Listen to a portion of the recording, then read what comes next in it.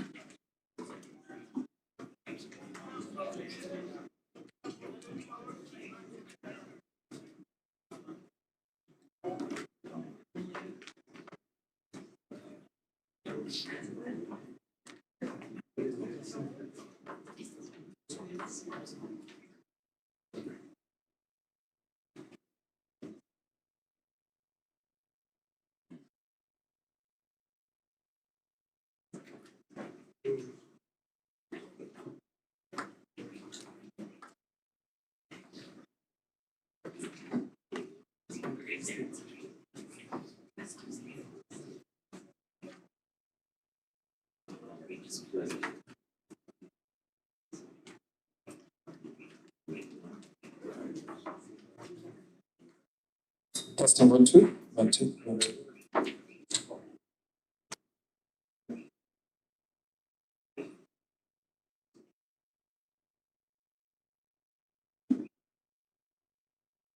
Good evening once again, everyone. Sorry for the late start, but thank you all for joining us today for this side event.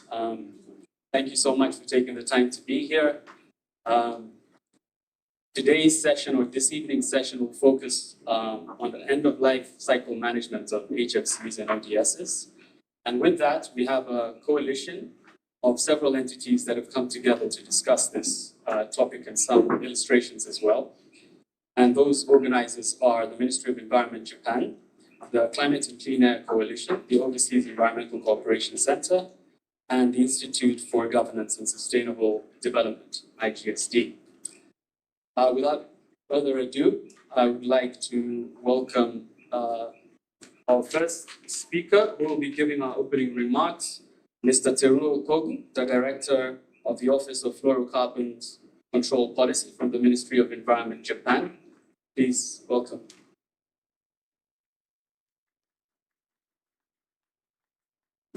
Good evening. I am Teruo Kogu, Director, Office of Fluorocarbon Control Policy, the Ministry of the Environment, Japan. I am delighted to welcome you to this side event on the first day of the MOP negotiation. In partnership with other countries, international agencies, and the private sector, the Ministry of the Environment, Japan, has promoted efforts to address the issue of fluorocarbon banks through the Initiative on Fluorocarbon Life Cycle Management, or IFL, since 2019. Based on long experience and accumulated know-how in the field of refrigerant management, including leakage prevention, recovery, destruction, and reclamation, Japan has contributed to human and institutional capacity development, knowledge sharing, and introducing actual environmental infrastructure, such as the destruction facilities of used refrigerants. You may notice the term of life cycle management, which was not popular before, has now started attracting attention, given the fact that addressing the bank issue will provide additional venue to reduce ODS as well as powerful greenhouse gas emissions. The IFL has now 15 partner countries and organizations and has actively worked, in particular with developing countries, such as in the development of their domestic institutional frameworks and capacity strengthening for government officials and technical experts. These efforts gradually start to bear fruit, such as enhanced regulations on refrigerant management and sustainable HFC destruction projects. In this context, I would like to touch upon our recent discussion by developing country governments and stakeholders at the Asia Group Seminar on Life Cycle Management of Fluorocarbons, which was organized by the Ministry of Environment Japan on September 27th and 28th in Bangkok, Thailand.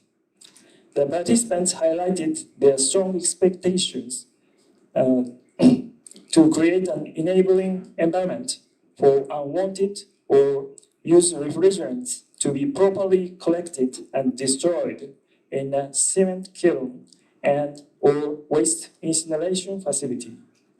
Participants visited and learned actual sites where used refrigerants are destroyed. Today, we are introducing potential ways to accelerate the efforts of end-of-life management of refrigerants by organizing this side event. I appreciate kind offer from the CCAC, IGSD, and OECC to co-host this meaningful event.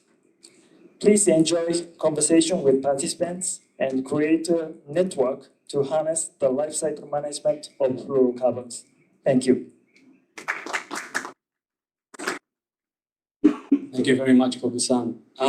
Next, we'll delve right into the presentations and learn a little bit from Ms. Denise and Valentine on their efforts in the cooling sector. Valentine? Oh, and sorry, one more thing, a small oversight. I seem to have forgotten to introduce myself. I am Fahad Al-Guthri and I support the OECC. Thank you, Fahad. I'm going to be just talking about the coalition's efforts on cooling. Next slide, please. So if the Climate and Clean Air Coalition is new to some of you, it's a coalition of governments and non-state partners, including international organizations and NGOs. So we have 80 and soon to be 82 or 83 countries. And it's actually, like a coalition of the working and the willing is what we always say. We are in for fast action, quick results, and multiple benefits. Next slide, please. And the CCAC was actually a coalition that really pushed for an amendment to the Montreal Protocol way back from 2012, and eventually we all achieved the Kigali Amendment. So the CCAC is very proud to have been part of that story, and actually is the only institution that received the award, the Ozone Award for political push. Next slide, please. Before, the activities of the CCAC was really to set the scene and show that an amendment to include HFCs in the Montreal Protocol is possible. So we were doing the first sets of HFC inventories, lots of case studies, and for the old timers here, if you remember all of these technology and policy workshops before the OEWGs or MOPs were actually co-organized by the CCAC. And then, after we have reached the Kigali Amendment, we launched the Efficient Cooling Initiative in 2019. And then also at the same year, collaborated with Japan on the Initiative on Fluorocarbons Life Cycle in 2021 until a new strategy of the CCAC was adopted in 2021. And now we actually have, next slide please. A new strategy, and I'm not going to read everything, but basically the strategy is focused on number one, increasing global awareness. Number two is a universal ratification of the Kigali Amendment. Number three is on energy efficiency and life cycle management of refrigerants. And number four is to have an active private sector. Next slide, please.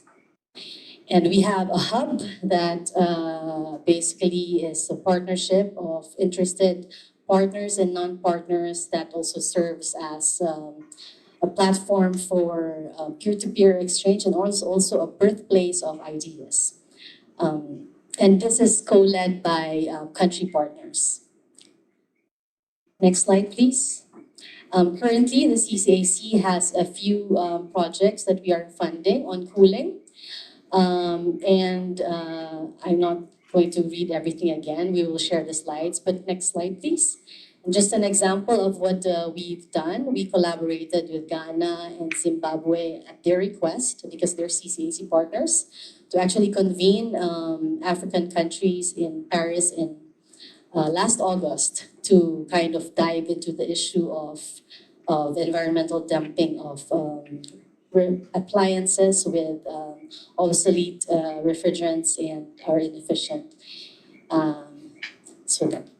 Next slide. Also, we are doing a project that is being implemented by the Cool Coalition, and it's on developing 2 national cooling action plans for 2 countries in the Middle East and North Africa region.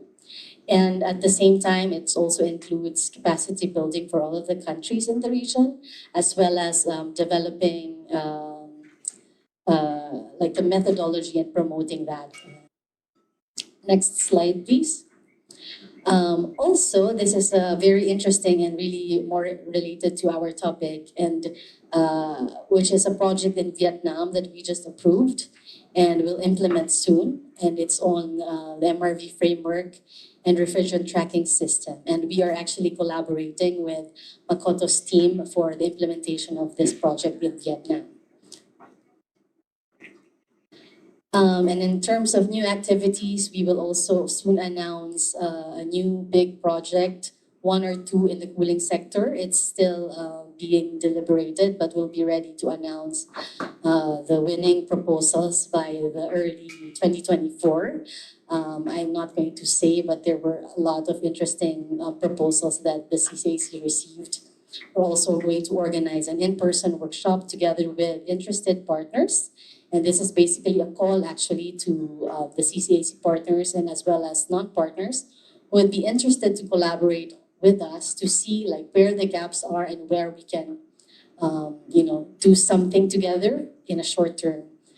As well as country-driven projects and activities. And also this is for the developing country partners of the CCAC that are in the room. Just to tell you that on a rolling basis, the CCAC is able to provide short-term and small-scale support on activities related to HFCs. Next slide, please. These are just some of the previous reports that we did. And I think that's the last slide, Makoto-san. Yeah, so I just wanted to introduce the CCAC and invite you to be part of this, the cooling hub. This is a picture of the Chile Transcritical project in Valdivia that was installed in 2016 and actually was showcased in the e-poster session. So this is one of the CCAC projects at the beginning, just to kind of, because we're very proud together with Chile and UNDP on this project. So thank you very much for your attention, and I'm also very excited to hear from the rest of our panelists. Have a nice time. Thank you very much, Denise. Next, we'll have an illustrative presentation from Dr. Stephen Oliver Anderson from IGSD. Please, welcome. Most people know my middle name is Ozone. So I'm very proud to be part of this coalition. It's a group of experts that have been working for many, many years on the same topics. I hate to imagine how long.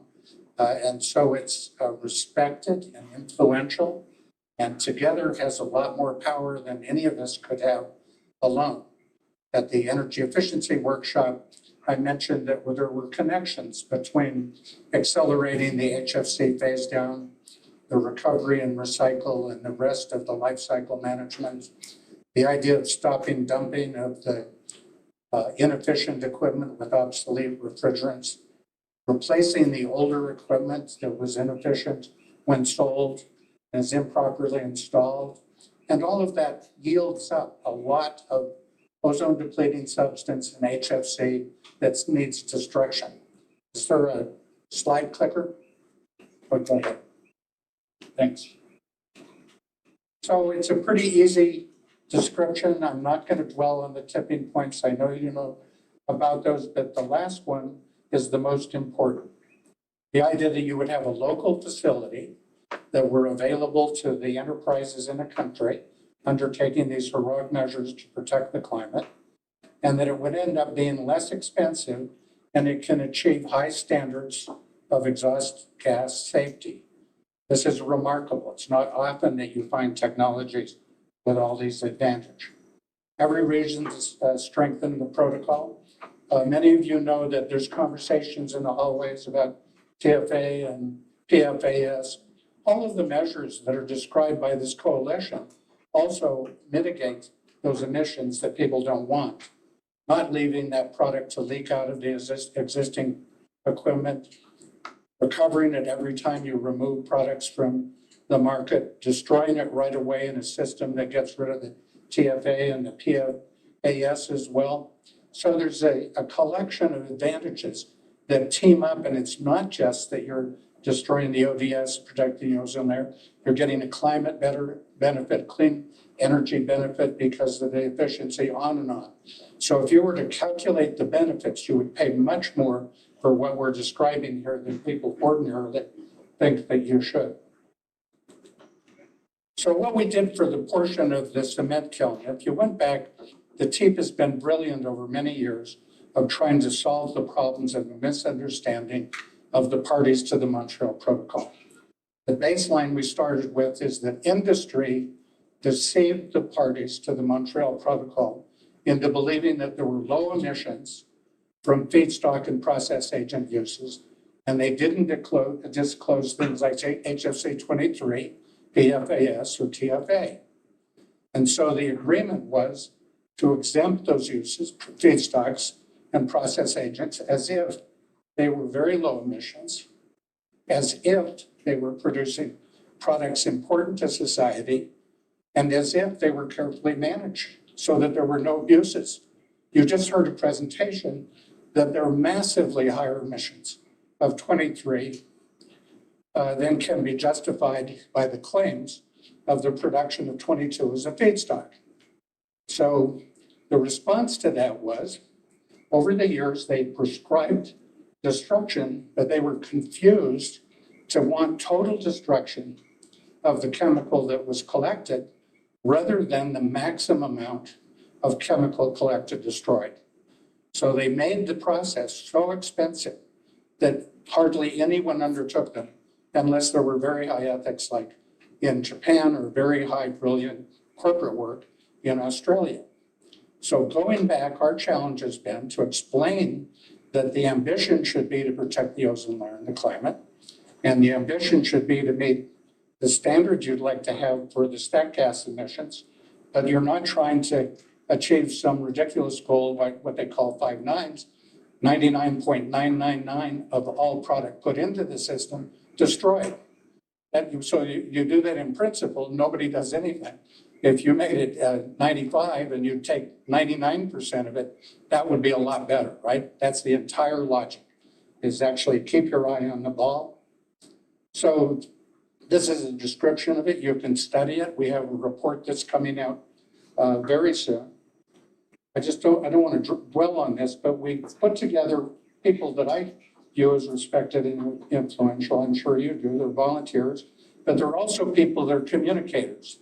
So they're people who've been involved. When I was chairing the TEEP, I was on the first feedstock process agent task force that made that mistake because the destruction people assured us it wouldn't be all that expensive. So some of these people are still involved in all of these tasks, and that they together have experience and they're articulate and they can communicate this and make it a lot easier for enterprises to be involved in what we're asking people to do. So the reason they're rarely destroyed is that there's no value to the person collecting them. That if you collect the refrigerant and it's too contaminated to be reused, you'll often find yourself having to pay to destroy it. So that when you calculate what's in it for me, slow to recover at the site, possibly a liability and not an asset when you turn it in, and then the shame of turning in a product that turns out to be contaminated, and then it has to be diverted, and has to be stored, it has to get permits, has to be shipped out of the country. It's a nightmare. What you want if you're a small enterprise that is installing air conditionings, removing old ones, putting new ones in, you want to be paid when you deliver, and you want the price to be secure. So you get paid, you're never asked for a refund to whoever paid you, and if the product turned out to be more valuable, you might get a bonus. But you're never penalized. And the reason is, it's so inexpensive to destroy in a cement kiln. You'll know from the start the carbon value, the clean air value, the PFAS value, all of these things, so you can pay a fair price on delivery, and you don't have to complicate that technician's life. And then the managers of the process take care of the details downstream. So the way you reduce the cost of destruction is that you make it a lot easier. You don't involve a lot of enterprises in between. It's a local cement kiln. It's a small amount of reinvestment to change it over. And then you consolidate it in some magical way, and I'll come back to that because that's very important. You have to find a way that the refrigerant works its way back to the enterprise that will do the cement destruction. The advantages are pretty clear. Cement kilns are almost everywhere. It's local control, which is very popular. It's a low-cost modification. It's local jobs and transportation. It's each country responsible for their own waste and in fact can take advantage of the value they're adding to protecting the climate and things like the NDCs. And it's a lot simpler because it doesn't involve these permits that are required under United Nations treaties to ship this stuff across the world. You can have some disadvantages. These are things we will overcome in our projects. So we're describing things that make it difficult, and then we're saying, how do you get this done? And then there's something that's missing that we haven't done yet in the committee. We will be. But one of the things that's missing is that what's advocated by Japan in the life cycle management and advocated by COPE and stopping dumping, advocated by the people that want to make the best technology available and so forth and so on, it reduces the power plants. They are the huge source of emissions of toxic gases. So it could easily be the case that the offset of coal-fired power plants and other fossil fuel power plants are way more than any of the small emissions that meet the standards of incineration that come from the cement kiln. So in the total calculation of what's occurring in society, it's a win-win, and it's unimpeachable. So we're on our way to a very strong conclusion. I was a little slowed down. Some people were unable to get visas, and there were family problems that kept people away. But I can assure you that this is going to be a strong finding. It'll be articulate. It's the kind of report that'll have links, it'll have references, it'll have networks, and it'll be a handoff at no charge and with no restriction to the enterprises and to the implementing agencies that want to take this and run with it. And then we'll take that feedback and improve this manual over time. So we're counting on this to be a jumpstart. Fantastic partners. I thank you all for listening to me.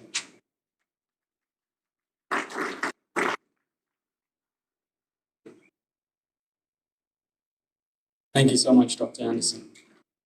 Moving on, we'll have another illustrative example, this time focusing on the importation of inefficient equipment. And that will be presented by Mr. Kofi Agyarko, Director of Renewable Energy, the Energy Efficiency and Climate Change Energy Commission, Ghana. Welcome. Thank you very much and good evening to you all. If Dr. Anderson has changed his middle name from Oliver to Ozone, then I also changed my middle name, the Edu, to Awareness, because I love creating awareness about the kind of harm that we're doing to the ozone. I'm just going to be brief, just give you pointers to prove a point that indeed dumping is a reality and not a myth.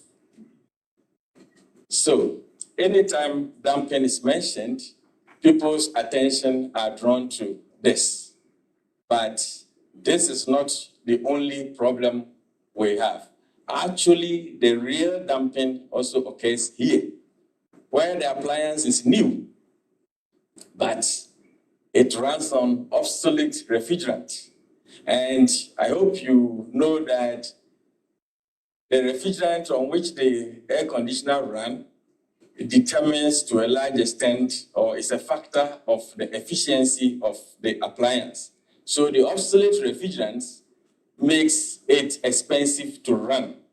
And if these things are dumped on us, I did rough calculations here. By using this obsolete appliance for 1 year, that you spent more, $108 more than another person who will use the low GWP and high EE equipment. And here is the moral issue. It becomes sheer wickedness to continue to dump this thing on A5 and Africa and cause us to lose this amount of money every year. I mean, consumers. $100 is enough to put a girl child to school in Africa for 1 year, if you care to know. So I have 3 questions. My first question is that, why at all? Why at all? Is that new appliances with obsolete refrigerants are dumped on Africa, and for that matter, A5 parties. That goes to waste precious money on electricity. And beyond what is paid as electricity bills, the service, the service cost, because of the kind of parts and the refrigerants that are used. Above all, it increases our pollution level, and it makes it difficult for us to meet our international commitments when it comes to ozone issues. My second question is, how do global companies expect to be respected if they send things that in their own home country are not acceptable, cannot be sold, are rejected, but choose to send those things to citizens who ignorantly consume those things? How do these companies expect to be respected as genuine international or multinational companies? Is it difficult for all of us to come together as global citizens to fight against this dumping menace? Is it something difficult? Whenever we meet on a lot of international platforms, we identify problems. But when it comes to proffering solutions, solutions are laced with regional, individual, country preferences and all that. So we reduce our platforms to talk shops. Because if you want to pin our hands on solutions, certain regions think that they are going to be disadvantaged. Certain countries think that they are going to be disadvantaged. I think that we need to start thinking right. The environment first, and for that matter, the globe. So we are employing all of you to work with Africa to stop this dumping madness. This is a clear case of dumping. About 74% of equipment that are even assembled in African continent are all low efficient equipment. And those that are partnership, the same. Those that are imported, this is a classical example. So whichever angle you look at it, dumping is rare and it's not a myth. Unfortunately, a term that was used in the Montreal Protocol circles way back 1993, today you use that term dumping, and people want you to give classical definition of dumping, theoretical definition of dumping, archaeological definition of dumping, just in a bit to swerve the reality. But the reality is that dumping is real. These are some of the harmful effects. I've already talked about poverty. It triggers poverty because of high running costs. And then the dependence on the obsolete refrigerants also become expensive because they are smuggled in. Anything that is smuggled is expensive. And our markets are gradually being turned into market of lemons because the bad products are gradually chasing away the good products. I think we deserve the right to also taste good products. Our transformers are already under stress. So blackouts, brownouts, and sometimes, for days you don't have power because of these events. The least talk about our inability to meet obligations, the better. So we have decided to take the bull by the horn as Africans. And now we are raising the awareness. We have identified solutions, and we need partners like you to help us.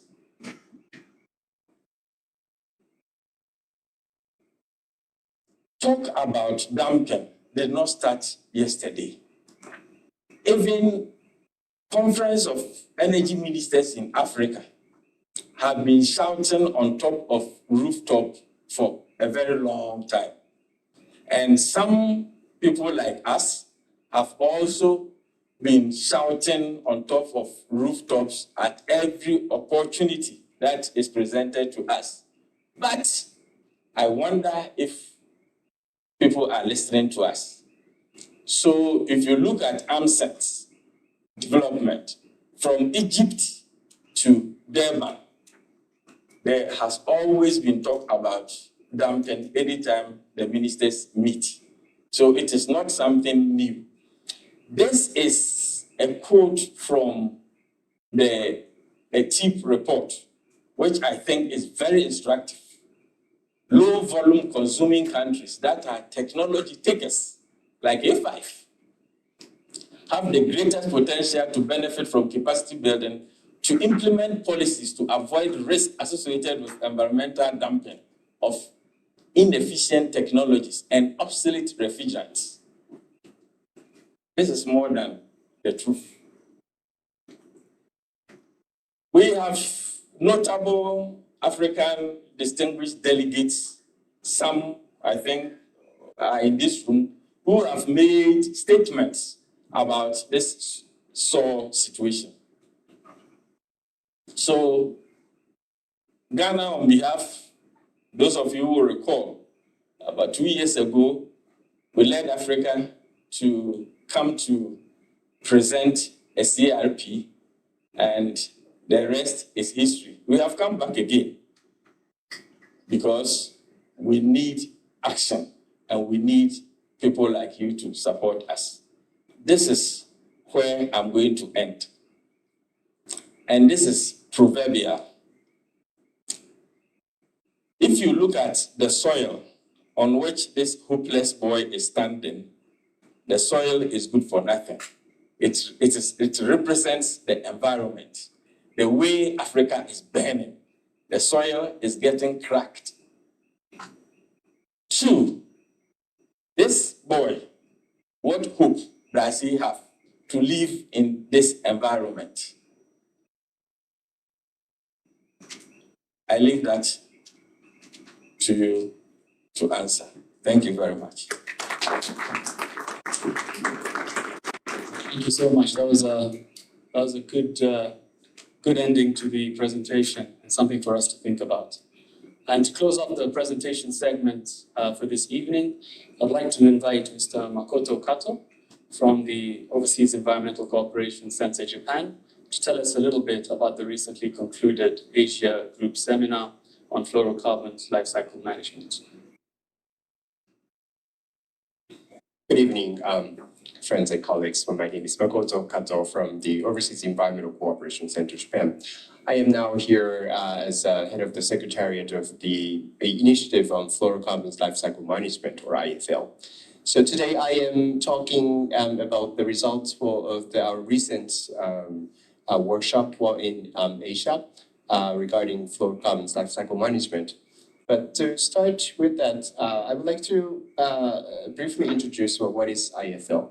IFL, as Mr. Kobu touched upon, we have established for this initiative with 15 international organizations and governments to promote sharing essential knowledge on life cycle management, also untapping or mitigation potential by international cooperation, namely banking or bank issue of ODS and HFCs. And also we are promoting collaboration and harnessing ecosystem of partners. So I believe all of you are interested in life cycle management here. So I hope you're also collaborating to create the community or ecosystem of people who are engaged in life cycle management of fluorocarbons or refrigerants. In this year, we have been conducting like 4 major activities, including support to developing countries. We are heavily engaged in climate change mitigation actions, including the increasing ambitions and transparency, such as including or integrating HFC as part of the nationally determined contribution of the Paris Agreement. Also, some of our partners are working on the development of HFC inventory with a view to the submission of the HFC inventory to the Paris Agreement in 2024 and 2025. And also, we have been working on domestic legislation process or support and policy development. In countries like Vietnam, Malaysia, Cambodia, they have been working on strengthening the legislation. And in case of Vietnam, we are directly engaged in the integrating life cycle management concept in their revised law on environment protection. And as Denise mentioned, we are now starting the HFC tracking system development with the cooperation by the CCAC. And for capacity development, as many of you mentioned, it's extremely important so that we have been engaged in manual development or guidelines development, also conducting training of technical experts. Then investment. Here today, I think that this is one of the important topics. Where the investment is very important for the reduction, for the destruction of ODS and for HFCs. So with government support by the Ministry of the Environment, Japan, several projects have been in place through the Joint Crediting Mechanism or JCM. So in Vietnam, the Philippines, and Thailand, we have made investment to introduce the physical facilities to destroy HFCs. And also this kind of side events and workshop. And also we have developed lots of videos, so you're invited to visit our website or YouTube channels. And then also, this was actually mentioned by Denise's presentation. Well, in 2022, we have developed a resource book for good practices of policies and measures of life cycle management. So there are several cases involved in policy development, financial instruments, awareness raising, law and regulation development, transparency tracking, certification, licensing, and capacity building, capacity development. There are many different ways or many different channels, so that you are welcome to also read this resource book. This is more like a catalog of different policies and measures regarding life cycle management. So I think this is a good entry point for you. Now, so that is actually the background of what we have been doing under the initiative on life cycle management, or IFL. Now, I would like to introduce a bit about our recent training or recent events, which is Asia Group Seminar on Life Cycle Management. So we have invited approximately 50 participants from Asian governments, local governments, private sector academia. Stephen actually participated for online when Washington DC it was like 4:30 a.m. or something like that. Yeah, and then we have actually conducted this kind of workshop or seminar online in the past 3 or 4 years, but this was actually the first time for us after 3 years or 4 years having called face-to-face participation, physical participation. And then we have focused on sharing the progress of countries' policy actions on life cycle management, learning and discussing policies and technology aspects of used refrigerants collection and destruction. And also we had the opportunity to demonstrate what technology for life cycle management. So this is actually the discussions held. So this is a recorded discussion so that you can also have a look. And very active discussion. And also we have actually, one of the main focuses of this seminar is that we visited facilities and factories where destructions and also the collection reclamations are taking place, actually in Thailand. And so also this is the picture about the demonstrating of the collection of refrigerants, actually recovery of refrigerants.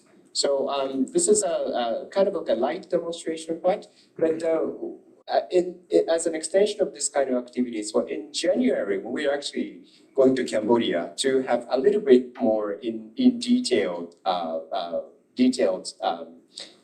elaborated training for local technicians.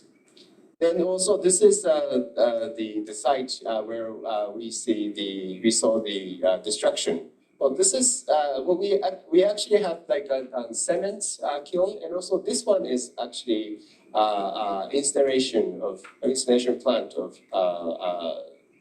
in hazardous industrial waste. But here there are already ongoing practice to incinerate for the confiscated for CFCs in Thailand, and also the HFCs that are coming from industrial waste. So that's actually what we have done in recent activities. Then just to show some lessons learned from this Asia Group seminar. So it is the bright side of our work is that for some Asian developing countries such as Vietnam, Thailand, Vietnam actually is actually one of the leading, but the Cambodia, Malaysia, well, they have paved the way for integrating life cycle management already in their own legal system. This is right thing. So now they are in the second phase in elaborating further to prepare for more technical and institutional procedures and also the legal instruments. And then we, Government of Japan, Asian Development Bank, CCAC, and other development cooperation partners, well, we're in progress for strengthening this kind of cooperation activities. And also some Asian countries showed that there's significant progress on the HFC inventories, as I mentioned. And what we also discussed was creation of ecosystem is crucial because not one single player can do everything, especially in terms of life cycle management. This is more like a relay of activities, so that this is something we have learned. And also there are enabling tools and such as certification, tracking on the top of regulation. Regulation is very important. Because it requires, it is important to define who will be taking the responsibility, who is paying for shipping or destroying unwanted or used refrigerants. But on the top of it, some enabling tools such as certification or tracking tools, well, these are quite useful. And also technologies are available, as Stephen already mentioned. Well, there are already available technologies. And the cost recovery mechanism is quite an issue. So we have also discussed various approaches, such as like introducing the polluters pays principles, or incentives or carbon crediting mechanisms such as JCM or the voluntary carbon crediting mechanisms. Well, these are proposed mechanisms, but also, of course, when we have other mechanisms or other tools that we can employ for cost recovery. But well, this is actually what the summary of what we discussed. And I think we are just in the starting point of this kind of activities, but you're welcome to join us. But we are going to continue to organize for this kind of events. And also, this is going to be also integrated in our domestic or bilateral or multilateral cooperation activities. So with this, I would like to conclude my presentation. Thank you very much.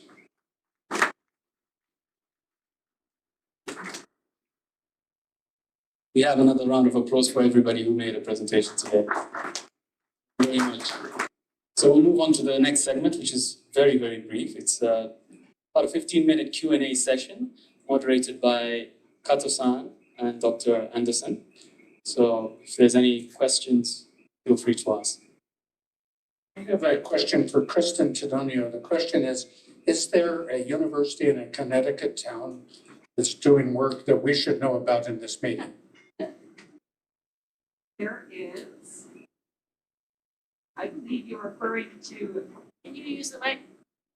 I believe you were referring to Yale University, which also released a report for the 35th MOP on life cycle refrigerant management, and it underscores the importance of the topics that you heard about today. It underscores the importance not only of effectively managing for the recovery and collection of refrigerant, but also the cost-effective destruction of that refrigerant once it becomes obsolete, no longer necessary. So I urge you to check that report out or talk to the two young co-authors who are here today, as well as Stephen and his colleagues on them. Thank you very much. The last question, I don't know who to ask, so it's rhetorical. And what I'm suggesting is you look in the hallway downstairs because something important's happened. I think AGAS and Chemers have agreed on something they're calling joint responsibility or shared responsibility, which is what people have been calling for. The notion would be to lower the cost of collection by having the refrigerant suppliers who have long claimed through all kinds of pledges of life cycle management and cradle to grave, and so that it'd be helpful that they might pick up the gas and take it to the destruction facility, the recyclers, and the like. So go down there and look at that, because this is important, that the truck that delivers refrigerant to the market is empty going home. So this is an ideal way to cut costs, and especially if Chemours is planning to take on the total cost of this as part of their obligations for selling these chemicals over the last gazillions of years, 80, 90 years, right? Now, any questions from the audience? Sorry to distract you. Yes, sir. And give your name and then direct the question who you want to answer. I have a question for you, Dr. Anderson, regarding the fluorinated gases and destruction. I would like to have a more idea about thermodynamics parameter for the destruction of fluorinated gases, like, for example, temperature, like the rate flow of the gases to be destroyed inside the kiln. Yeah, I would urge you to take a look at our draft report and get it answered directly from the experts.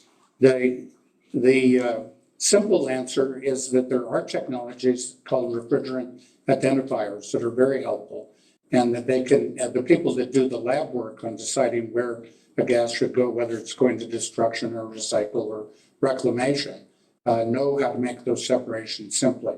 In the past, I don't think they've been empowered by the local rules And so a lot of what we're going to try to do is align government policy so it allows these private enterprises to do the procedures they need to at a low cost and move it to the next stage. But you're right about being a lot of devil in the detail. And so we'll be interested when people take a look at the report for peer review.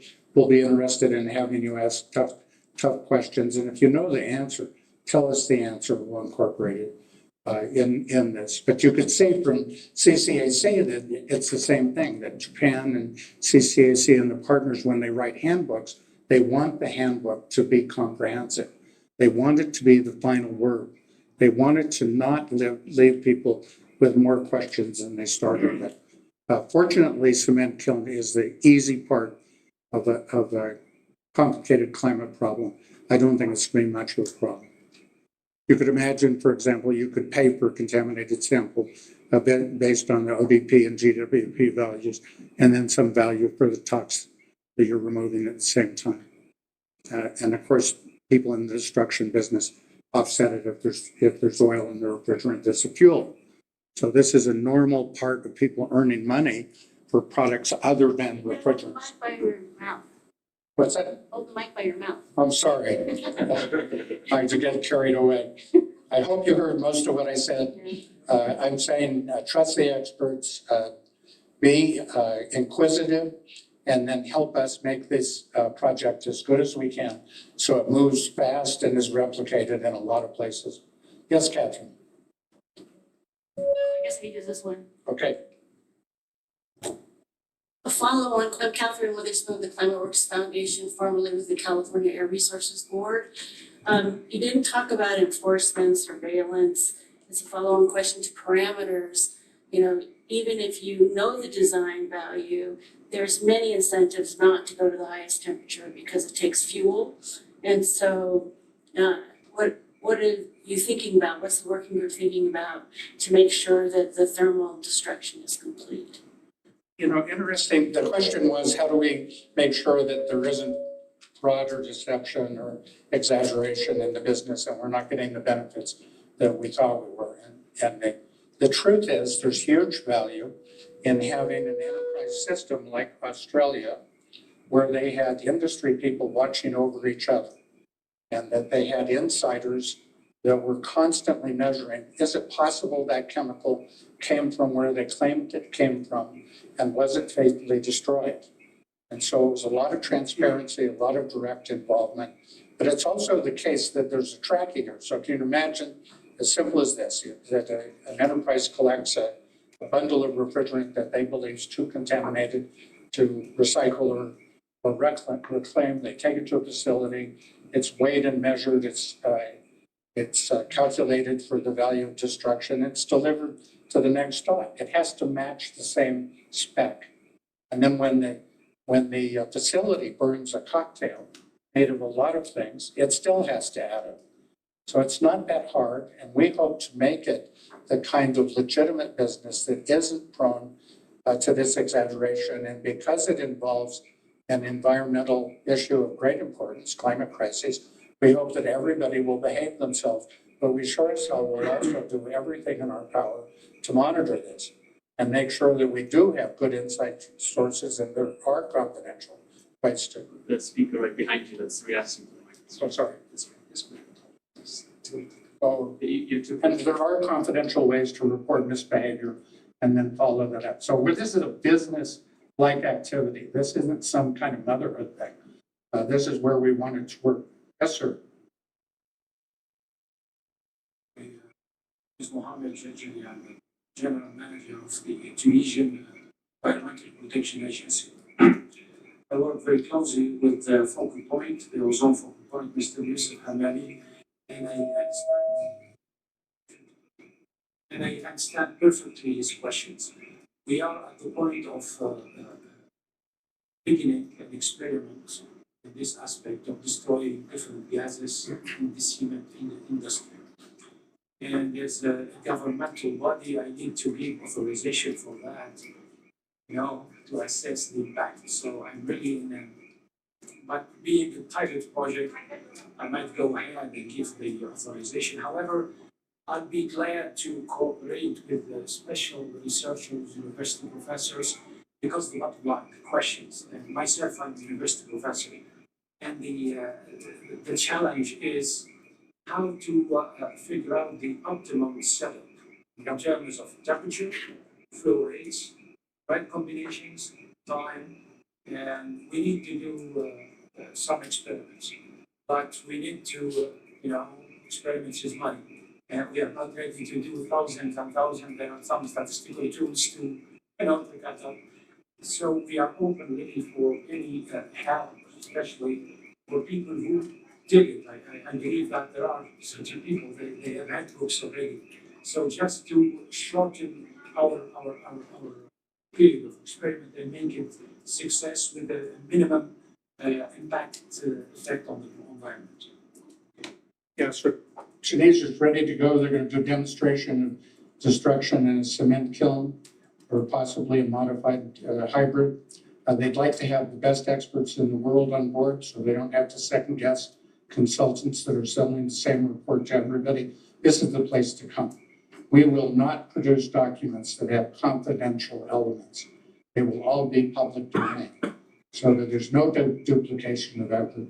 There's an absolute listing of who are the experts and so forth. And in the past, under the Montreal Protocol, that model has earned a lot of people a lot of money because it's the people that know what they're doing that ought to get the money, including the technicians that are doing the work on the ground. So definitely do this.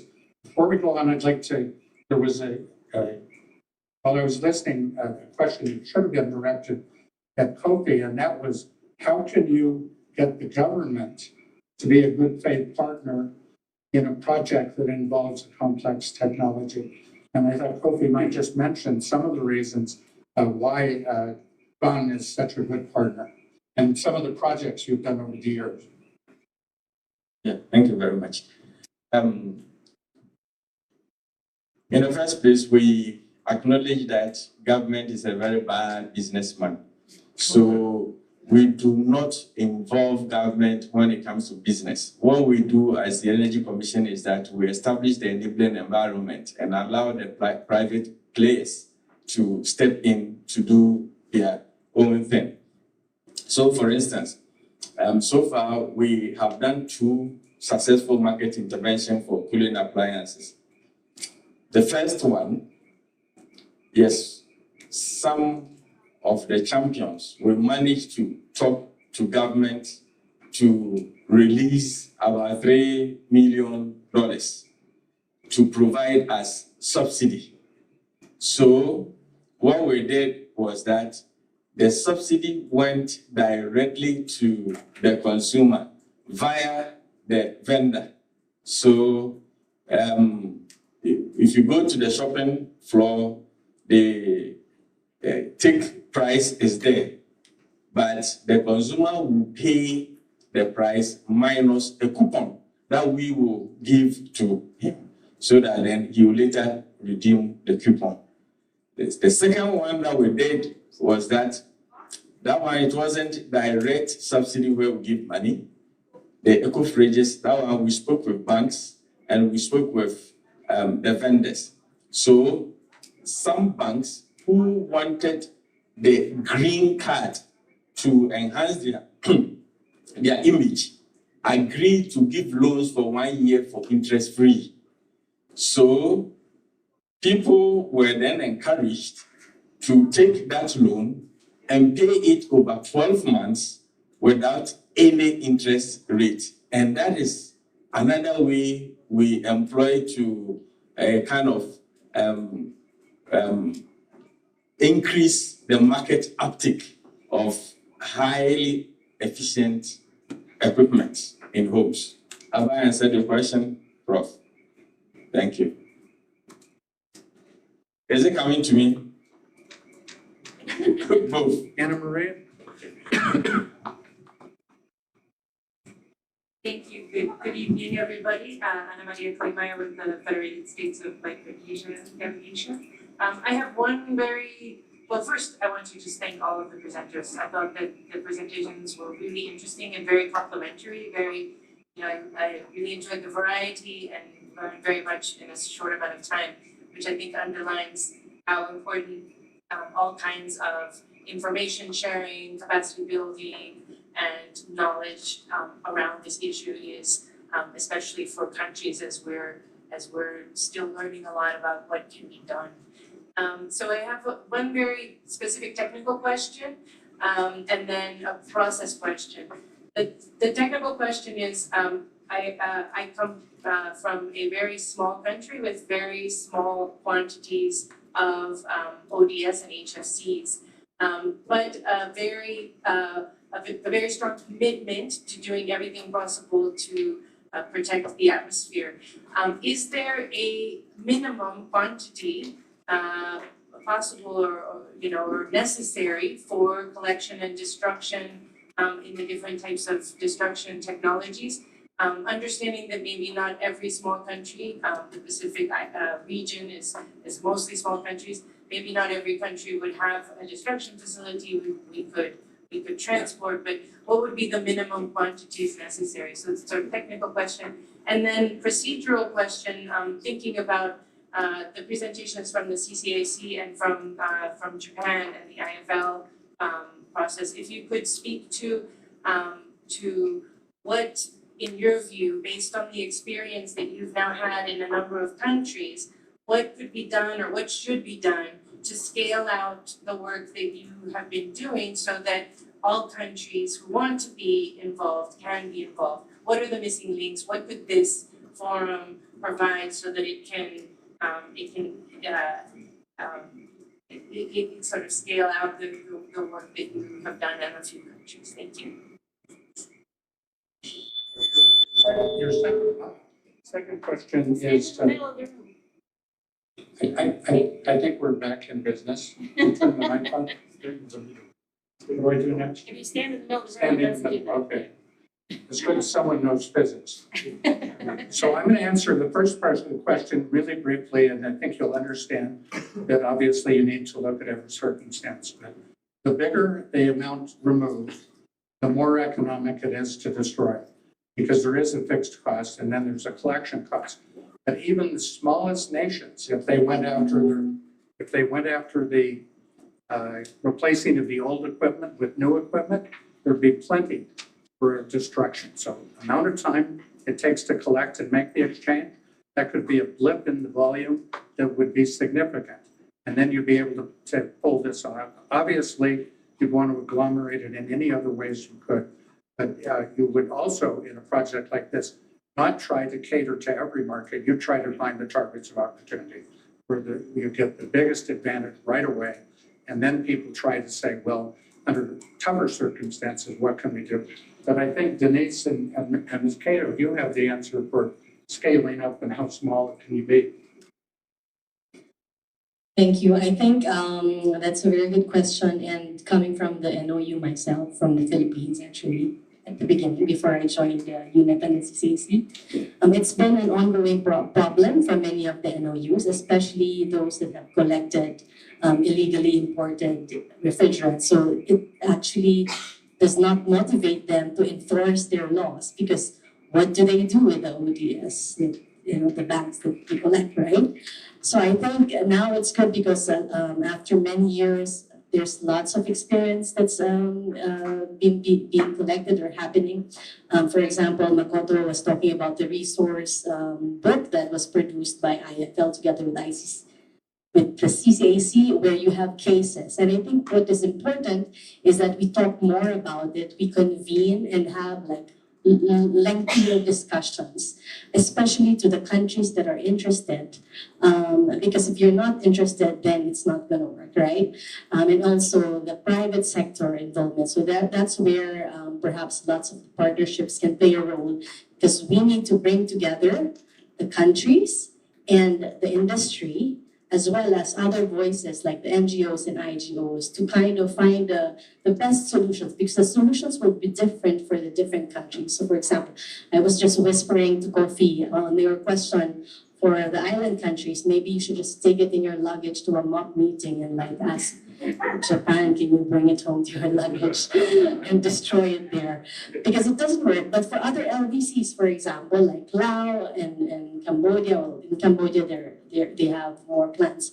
But it could be, it could be a sub-regional solution. So the answer is we need to talk more and really dive into the issues and find the lowest hanging fruits and solve those first. This is a learning that I learned from professors. That do the easiest ones first and then like have long-term planning and solutions for the more difficult problems and challenges. Thank you. Thank you very much. Very good questions. Well, personally, I am also inclined to Pacific Island countries friends. One of the things that maybe it's also related to the first question, perhaps as Dennis mentioned, like a regional or sub-regional approach may be one of the good solutions. Of course, it really depends on, we need to go into specific calculation of, for example, costs or like differences for between both different island countries. But I think from our experience in, for example, waste management, well, our aid agencies or development cooperation agencies, SHITA, they have done what's called J-Prism cooperation, which is waste management for cooperation activities for across Pacific Island countries. Essentially, what the waste management is very expensive in for example, Micronesia, Palau, other Pacific Islanders. But somehow they try to minimize the burden and they maximize opportunities by integrating some or connecting some activities together. So that's one thing we may explore. Of course, we don't know yet, but one thing I would like to I'm interested in working on like some sub-regional or regional approach. Thank you very much for the question. Thank you very much, Hasan. We're actually at the tail end of the session, but possibly if it's very good, it could be very super brief. Sure. Yeah. So I'm Jeremy Arling with the US, and I had a question about the cement companies themselves.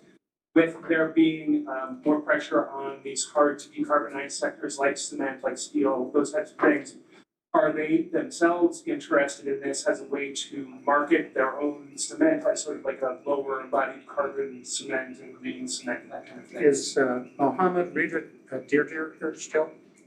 I think he had to go to a meeting. Just before the COVID epidemic, we met with the cement company in Morocco, and we brokered a deal that they would destroy the chemical at no charge and that it wouldn't enter the market for carbon, that they would take credit for it in accounting for what they've done and be observed. And their only criteria in this remarkably good deal, because they were a company that wanted to improve their reputation, they were part of the community. Our project in Morocco includes Bank of Africa, so it's a mainstream industry kind of thing. The only thing they wanted is they wanted Rita and I to get the government permit because they thought that would be a painful process. And Rita and I both from experience, that's our job. I mean, half my life was spent giving permits. I certainly ought to be able to get a permit. So I think this is a tremendous opportunity. It's exactly like Chamor's deciding that this responsible care slogan is a good idea, teaming up with others that have the expertise in recovery and reclaim and so forth, and putting together a group of people that together have lower costs and greater satisfaction outside of the normal profit, and then paying the people that have to be paid. These technicians cannot be philanthropists.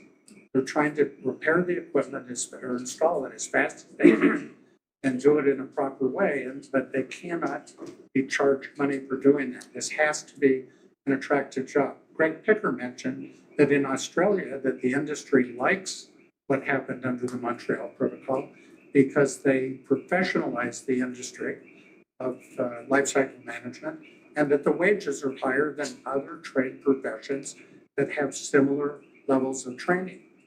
That's what you want. You want these people to say, how do I become part of that business of protecting the climate through taking care of these refrigerants? So I think it can be done. It's going to be a tremendous amount of joy for people like me that like to see some kind of deal come together. So I'm looking forward to it. I think there's refreshments outside. Is that right? So I would encourage everyone to continue the conversation outside over some refreshments and then come back to us. Tad Ferris is here from IGSD. Catherine Yang is here, one of our committee members. We can certainly talk to you. We'd be glad to have coffee and learn what your interests are and what your concerns are. And if we can answer any questions or have you help us any way, we would love that. Thanks a lot. Thanks again to all our presenters, and a special thanks to Kobe-san from the Ministry of Environment Japan for gracing us with his presence. As we wrap up, I'd like to let you all know that we have these free booklets from the Ministry of Environment Japan. Please feel free to pick one on your way out. Again, thank you very, very much.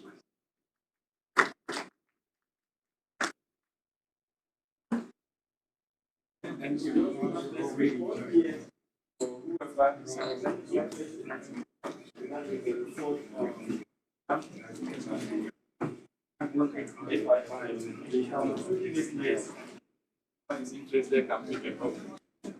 Oh, yes. Thank you.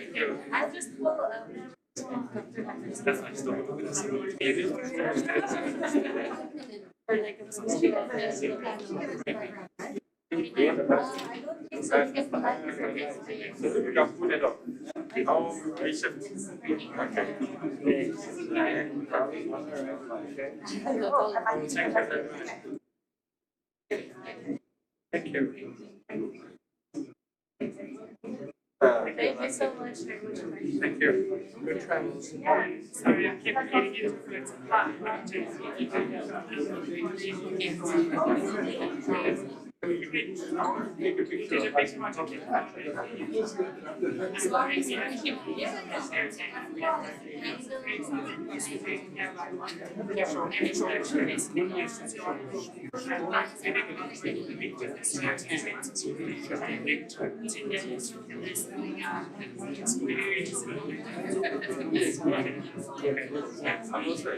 And then you so it's good. Coming down from